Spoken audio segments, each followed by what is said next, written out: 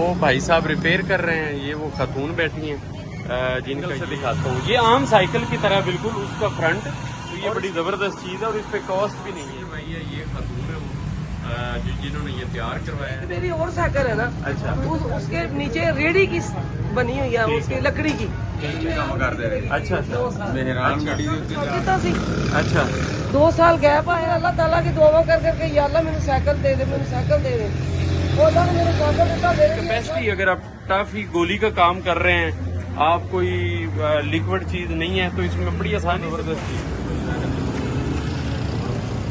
ये मैंने उनसे रिक्वेस्ट, ये भी साइकिल चला रहे हैं, ये देखिए ये साइकिल चलाएंगी खातून। ये देखिए ये बड़ा easy to handle, easy to drive, अच्छे तरीके से और आसान तरीके से आप ड्राइव कर सकते हैं। ये देखिए ये आ रही है वापस। वो जब आप चला रही थी तो मैंने वीडियो बनाई। अच्छा, चलाने में कोई मसला तो नहीं है इसको?